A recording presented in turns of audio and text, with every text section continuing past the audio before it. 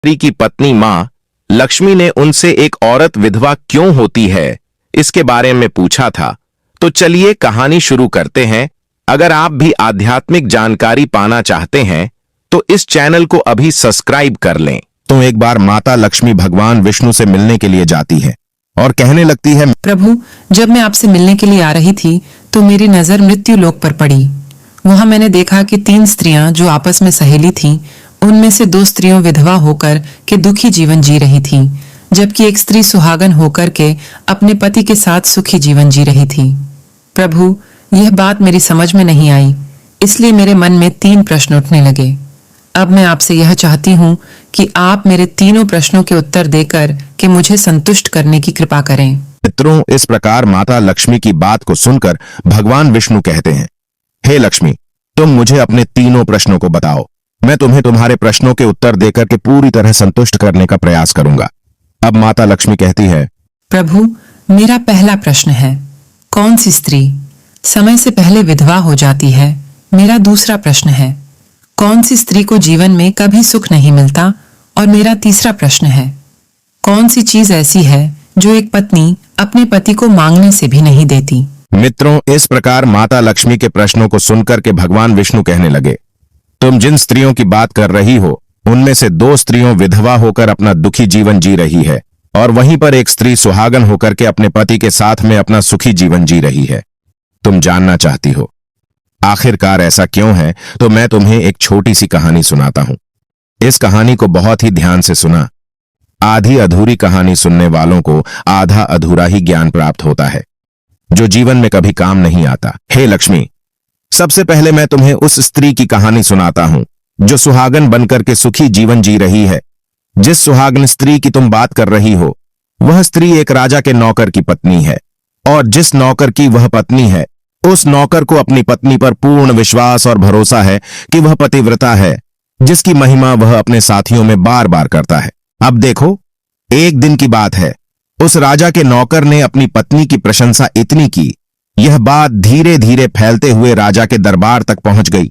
फिर तो राजा ने अपने नौकर को बुलाया और उस नौकर से कहा कि तुम हर किसी से कहते हो कि तुम्हारी पत्नी पतिव्रता है। क्या वास्तव में आपकी पत्नी पतिव्रता है? क्या आपको पूर्ण विश्वास है?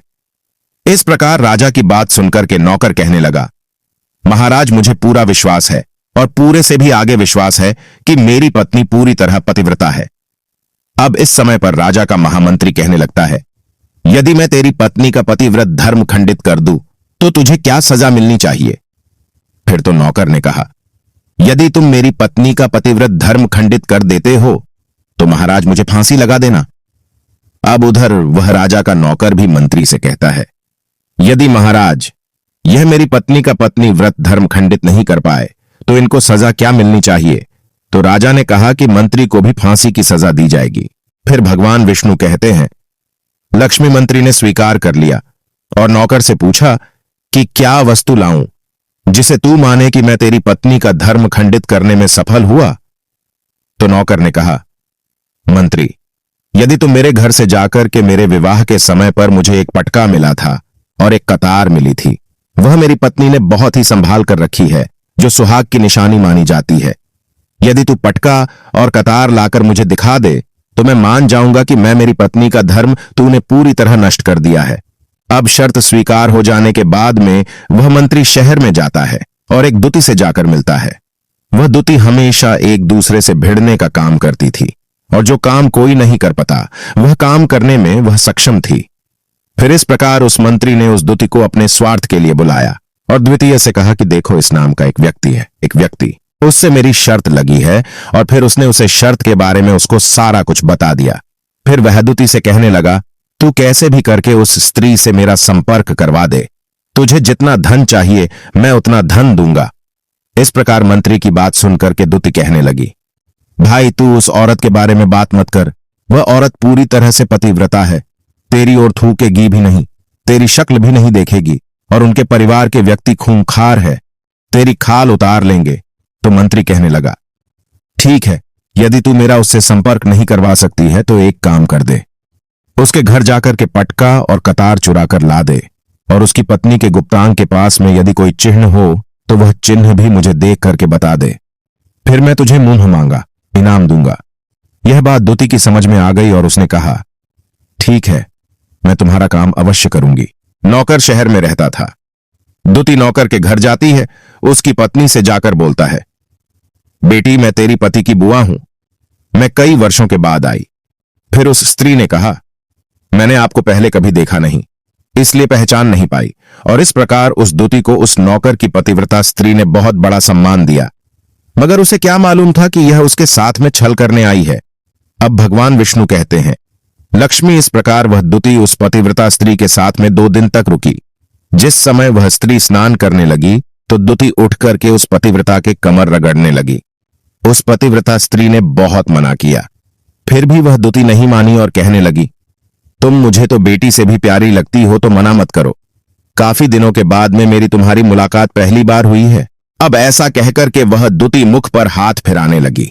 फिर आंखों को धोने के बहाने से उस दूती ने उसे पतिव्रता स्त्री की आंखों पर पानी मार दिया और उसे स्त्री की आंखें बंद हो गईं। इस प्रकार गुप्तांग के पास में जांघ पर तिल था जो दूती ने देख लिया। बस उसका काम बन गया। उधर स्नान करने के बाद में जब वह पतिव्रता स्त्री रसोई में खाना बनाने गई तो दूती को मौका मिल गया और उसने पटका और कतार उस नौकर के घर से चुरा ली और वहां से एकदम से भाग गई।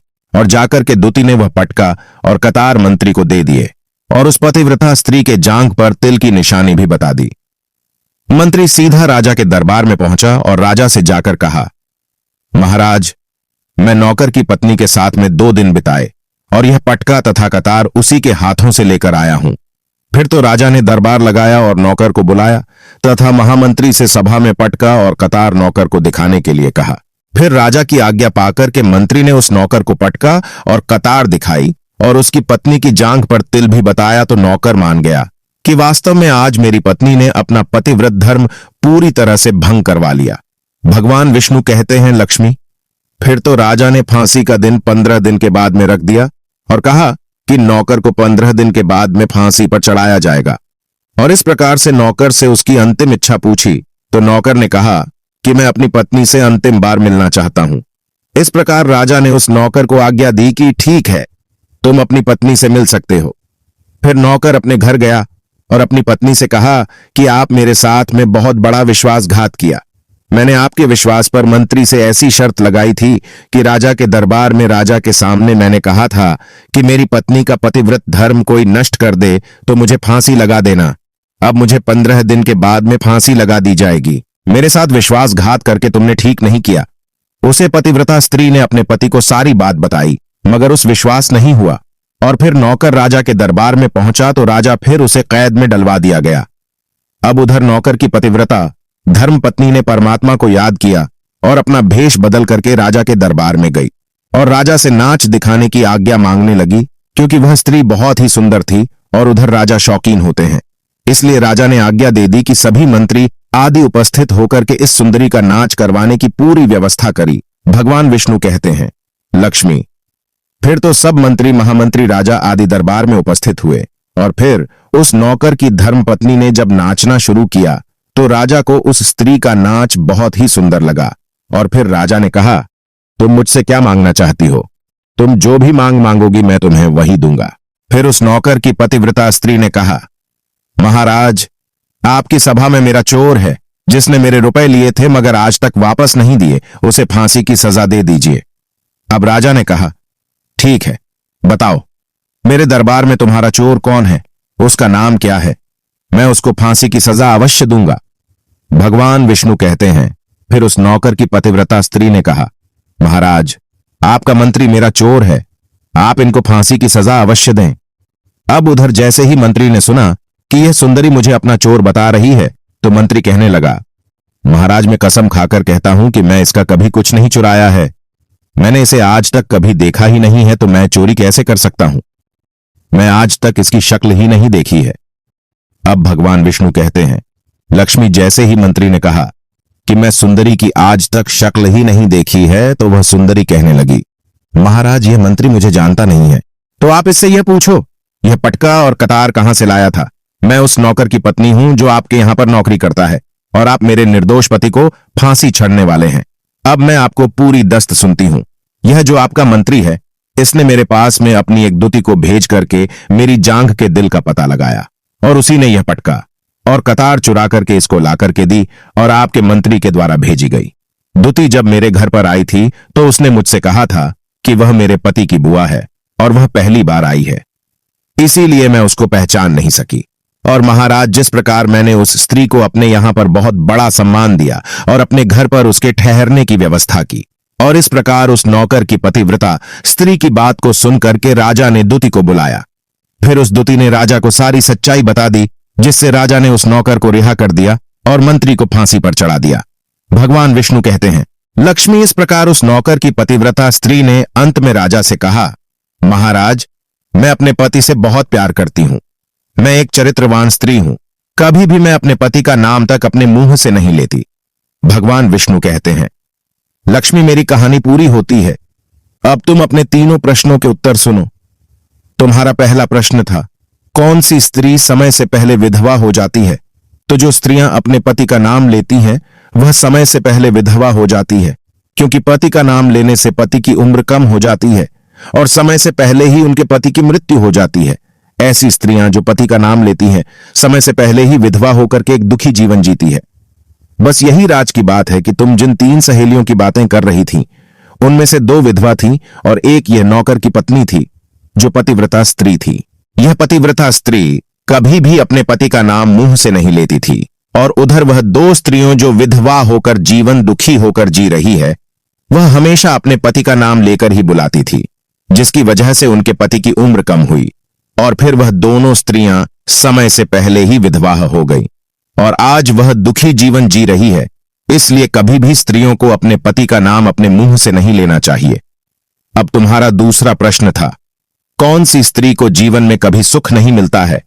तो समझ लो, जो स्त्रियां अपने पति के बिना अनुमति के किसी तीर्थ स्थान या उत्सव में जाती हैं उनके जीवन में कभी सुख नहीं आता। ऐसी स्त्रियां जीवन पर दुखी रहती हैं और उन्हें पति का कभी प्रेम नहीं मिलता। भगवान विष्णु कहते हैं, लक्ष्मी, तुम्हारा तीसरा प्रश्न था कि ऐसी कौन सी चीज है जो एक पत्नी अपने पति को मांगने से भी नहीं देती। तो समझ लो, वह चीज गाली है। एक चरित्रवान स्त्री कभी अपने पति को गाली नहीं दे सकती, और जो स्त्री गाली देती है वह स्त्री कभी चरित्रवान नहीं होती, और ऐसी स्त्री जीवन भर रोती है। उसके जीवन में कभी सुखी नहीं आती और समय से पहले ही ऐसी स्त्री विधवा हो जाती है।